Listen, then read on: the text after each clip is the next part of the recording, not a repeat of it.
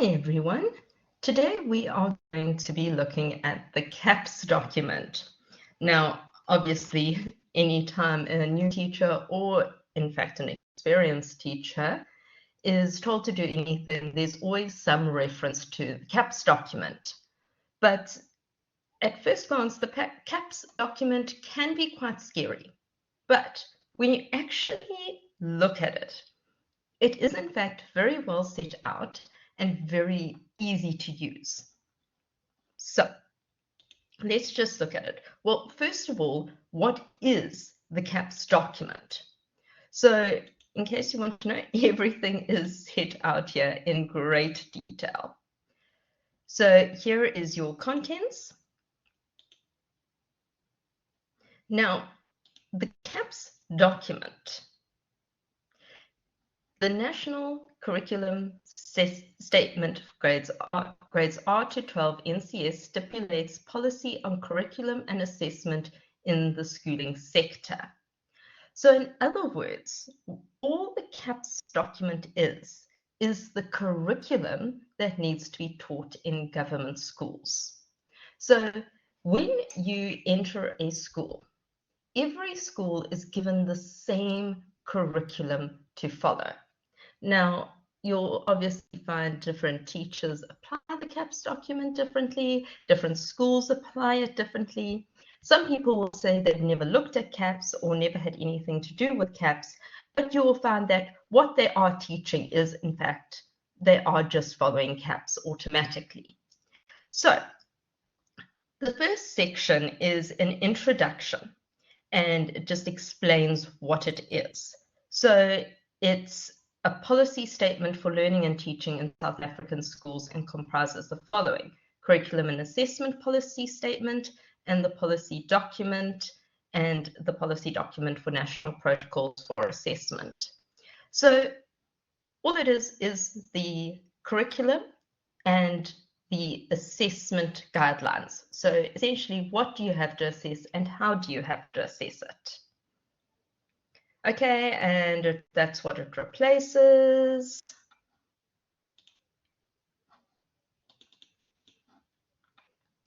So here in 1.3 are the general aims of the South African curriculum. Now, this is actually a very interesting section.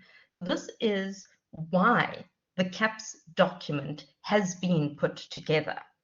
Now, this is one of those cases where theory and reality don't line up perfectly, but it is very helpful to see what we are trying to do in the education department. So what we are trying to do is to ensure, if you look over here, to ensure that children acquire and apply knowledge and skills in ways that are meaningful to their own lives. In this regard, the curriculum promotes knowledge in local context while being sensitive to global imperatives. So we are looking to provide them with skills that they're going to use in everyday life. We are trying to make it relevant to South African learners' lives while still being relevant to worldwide standards. Now, of course, if you think about it, we already see how difficult this is because of the diversity in South Africa. So we want to equip learners, irrespective of their socioeconomic background, race, gender, physical ability, or intellectual ability, with the knowledge, skills, and values necessary for self-fulfillment and meaningful participation in society as citizens of a free country, provide access to higher education, facilitating the transition of learners from educational institutes to the workplace, and providing employees with a sufficient profile of learners' competencies. So you can see that this is what we are aiming to do in educating learners in South Africa. And it is based on social transformation, active and critical learning, high knowledge, and high skills. It's also based on progression, human rights, inclusivity, environmental and social justice, valuing indigenous knowledge systems, credibility, quality, and efficacy.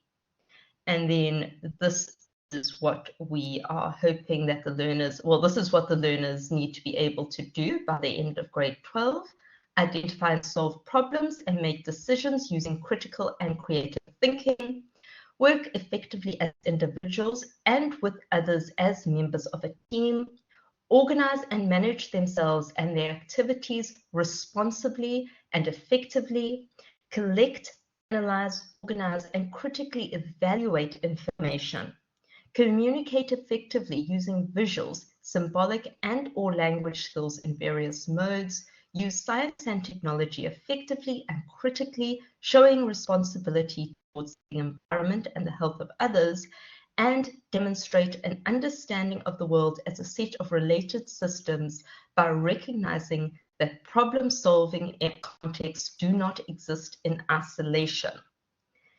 And then they talk more about inclusivity. So why do you need to know this? Well, a lot of people will tell you that you can just skip through this section. And while it's true, you're not going to use this section every single day. You're not going to consciously consult the CAPS background and introduction, but it is very good as a teacher that you know why you are teaching things and why you are teaching them in the way that you do. So when you are designing your lessons, you need to remember you are teaching the core English skills, but beyond just the core English skills, you are teaching those skills in a way that teaches the learners to identify and solve problems and make decisions using critical and creative thinking. So as you design your lessons, look at the activities that you're doing.